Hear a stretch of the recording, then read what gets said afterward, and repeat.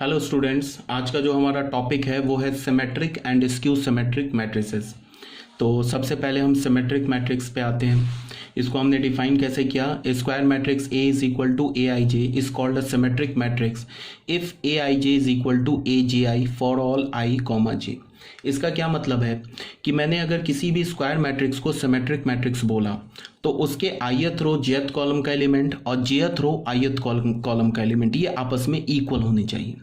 ठीक है, तभी जाके उसे हम क्या बोलेंगे? सिमेट्रिक मैट्रिक्स बोलेंगे। तो अब यहाँ पे क्या एक क्वेश्चन उठता है कि ये ए आई जे और ये ए जे आई ये क्या है आपस में? ये ऑलरेडी मैंने डिस्कस कर रखा है कि ये एक दूसरे का कंजुगेट एलिमेंट है। मैंने बताया था ना प्रीवियस लेक्चर में कि A23 और A32 ये एक दूसरे का कंजुगेट एलिमेंट है। A34 A43 ये एक दूसरे का कंजुगेट एलिमेंट है। और कंजुगेट एलिमेंट हमें मिलता कैसे है? डायगोनल के अबाउट रिफ्लेक्शन लेके। अगर तुमने डायगोनल को एक प्लेन मिरर एज्यूम करो तो उस डायगोनल के अबाउट तुम डायगोनल के ऊपर जो एलिमेंट है उसका रिफ्लेक्शन लोगे ना, किसी भी एलिमेंट का। मान लो तुमने A32 एलिमेंट का रिफ्लेक्शन लिया डायगोनल के अबाउट, तो तुम्हें क्या मिल जाएगा? A23 का लिया तो A32 मिल जाएगा। अगर तुमने फोर्थ रो थर्ड कॉलम के एलिमेंट का रिफ्लेक्शन लिया डायगोनल के अबाउट तो तुम्हें थर्ड रो फोर्थ कॉलम का एलिमेंट मिल जाएगा। ठीक है, तो अगर जैसे मान लो कि मैंने A13 का रिफ्लेक्शन लिया डायगोनल के अबाउट, मतलब फर्स्ट रो थर्ड कॉलम के एलिमेंट का रिफ्लेक्शन लिया डायगोनल के अबाउट, तो हमें क्या मिल जाएगा? थर्ड रो फर्स्ट कॉलम का एलिमेंट मिल जाएगा। ठीक है, दूसरी बात क्या है कि अगर डायगोनल के ऊपर तुम कोई एक एलिमेंट लो, मतलब जैसे डायगोनल के ऊपर जो एलिमेंट होते हैं उनके रो कॉलम तो सेम होते हैं, तुम्हें पता है A11 A22 A33 ऐसे एलिमेंट्स आते हैं। तो अगर तुमने डायगोनल के ऊपर किसी एलिमेंट का रिफ्लेक्शन लिया तो वो खुद सेम एलिमेंट आएगा। इसका क्या मतलब है कि डायगोनल के ऊपर जो एलिमेंट होते हैं वो खुद अपना ही रिफ्लेक्शन होता है। मतलब A22 का रिफ्लेक्शन क्या होगा? A22। A33 का रिफ्लेक्शन क्या होगा? A33। A33 में अगर तुम रो कॉलम को इंटरचेंज कर दोगे तो A33 ही मिलेगा। आ रही है बात समझ में? तो एक सिमेट्रिक मैट्रिक्स, किसी स्क्वायर मैट्रिक्स को हम सिमेट्रिक मैट्रिक्स कब बोलेंगे? जब उसके ith रो jth कॉलम का एलिमेंट और jth रो ith कॉलम का एलिमेंट इक्वल हो।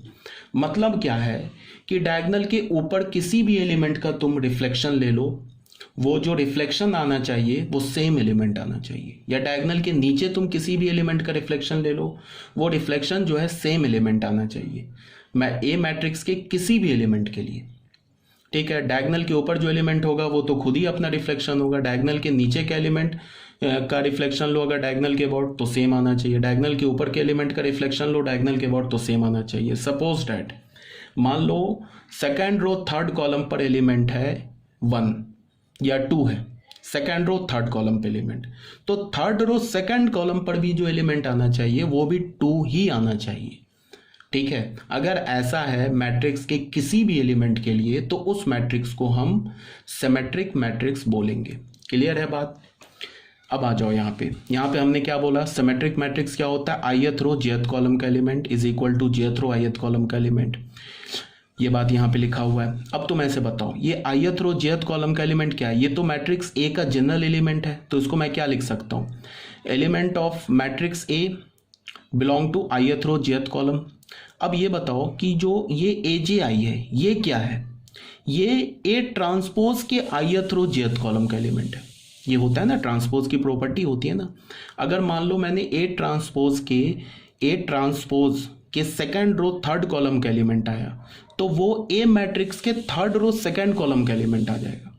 ये तो ट्रांसपोज की प्रॉपर्टी होती है। मान लो मैंने A ट्रांसपोज मैट्रिक्स के फोर्थ रो सेकंड कॉलम का एलिमेंट उठाया तो वो A मैट्रिक्स के सेकंड रो फोर्थ कॉलम का एलिमेंट आ जाएगा। तो ये क्या लिखा हुआ है? ये तो A मैट्रिक्स के jth रो ith कॉलम का एलिमेंट लिखा हुआ है। तो इसको मैं क्या लिख सकता हूं? A ट्रांसपोज के ith रो jth कॉलम का एलिमेंट। क्लियर है ये बात? तो यहां से हमें क्या पता चल गया? A i j is equal to A transpose i j। इसका क्या मतलब है कि A matrix and A transpose matrix equal होना चाहिए। Thus a square matrix A is a symmetric matrix if A transpose is equal to A. इसका क्या मतलब है कि अगर तुमने कोई भी एक मैट्रिक्स ए उठाया, अगर वो मैट्रिक्स ए एक सिमेट्रिक मैट्रिक्स है, तो अगर तुमने उसका ट्रांसपोज लिया तो फिर क्या हमें मिलेगा कि ट्रांसपोज लेने पर मैट्रिक्स चेंज नहीं होगा, वो सेम मैट्रिक्स आ जाएगा अगर वो सिमेट्रिक है तो। अगर वो सिमेट्रिक नहीं है तो फिर ट्रांसपोज लोगे तो मैट्रिक्स क्या हो जाएगा, चेंज हो जाएगा। उसके बाद फिर मैंने क्या बोला कि symmetric and skew symmetric matrix जो है वो डायगोनल मैट्रिक्स ही होता है। क्यों होता है? क्योंकि डायगोनल नहीं, स्क्वायर मैट्रिक्स होता है। क्यों होता है? बिकॉज स्क्वायर मैट्रिक्स में हम डायगोनल जैसी बात करते हैं, नॉन स्क्वायर मैट्रिक्स में तो डायगोनल नाम का कुछ चीज़ ही नहीं होता है। तो हमारा जो मेन है symmetric and skew symmetric matrix, इसका कंसेप्ट क्या है, डायगोनल के थ्रू ही आता है। तो डायगोनल किस में होता है? स्क्वायर मैट्रिक्स में होता है। तो square matrix and skew symmetric matrix and skew symmetric matrix are always a square matrix. ठीक है, अब एक काम करते हैं, यहाँ पे हम लोग कुछ एग्जांपल्स ले लेते हैं, देख लेते हैं इसको इन जनरल अच्छे से समझने के लिए।